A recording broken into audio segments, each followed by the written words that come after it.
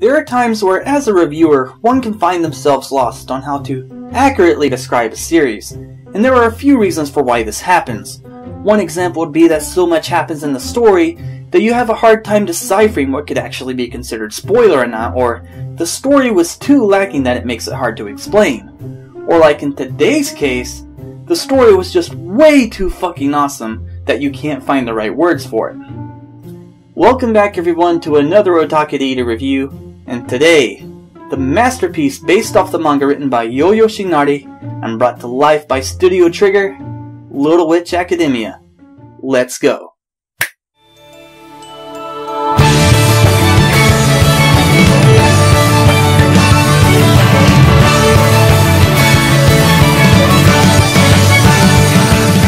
Little Witch Academia is a series that follows the story of a young and ambitious girl by the name of Atsuko, who ever since she was a small child, dreamt of following in the footsteps of her admired idol, Chariot, the Great Witch.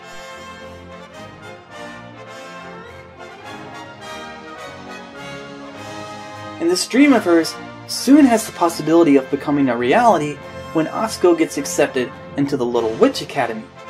There's only one small problem.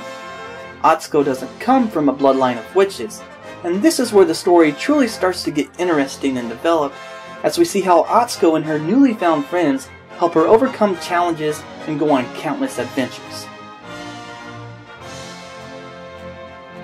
Now the theme that the series uses isn't anything new, because if you think about it, we have seen this before.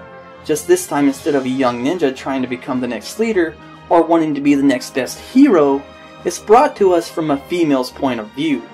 It's a theme that works, and one of the main reasons that this theme is so successful is because of its wonderful characters.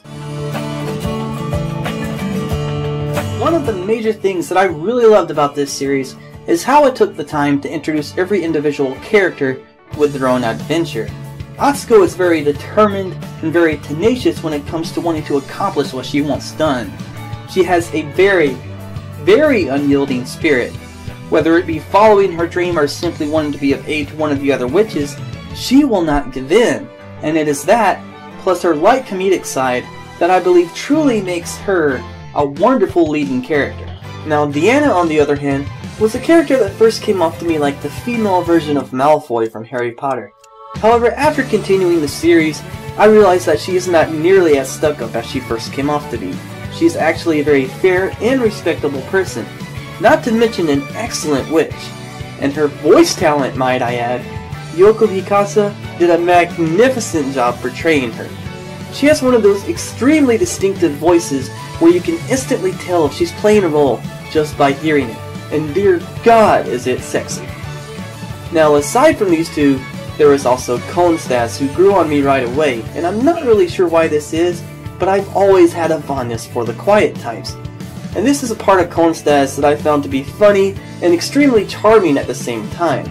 She's also an extremely talented mechanical inventor, which is different for a witch, but it ends up leading to what I believe to be one of the most incredible introduction episodes out of the entire series.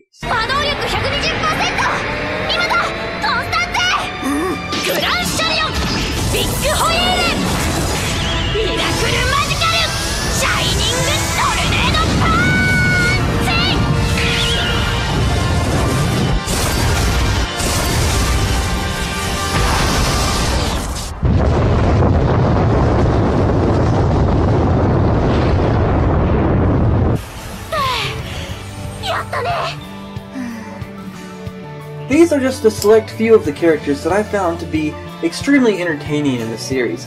Granted, there are many more, but instead of going through each and every single one of them, I'm going to leave the rest up to you to discover. The animation in Little Witch I found to be very entertaining and fun. One of the major key things that sold me on this series were the color tones that were used in the animation. They were more calm and mellow, which gave the series a look as if you were watching an older show, let's say Howl's Moving Castle or Princess Mononoke. The character designs were also interesting. I thought it was very amusing and unique how the townspeople didn't have that basic anime style design. As a matter of fact, I thought the townspeople beared a huge resemblance to the style of Craig McCracken, whose characters played a huge role in my childhood. I think it goes without saying that Studio Trigger really outdid themselves with this series. Little Witch Academia is a beautifully well put together, entertaining, and inspirational series. And in my honest opinion, one of this season's best originals. Not only that, but if you ask me, this series is a must. Because if you think about it, we already have so many male inspirational characters. So it is really refreshing to have a series that has a character that can serve as an inspiration for the female fan base that everyone can enjoy. From the story and the intriguing characters to the incredible animation, Little Witch Academia is definitely worth the watch. As of right now, it isn't licensed yet, but once it finishes airing, it'll be on Netflix along with the OVAs. I hope you all enjoyed today's review. If you did, please leave me a like, and until next time, catch you later.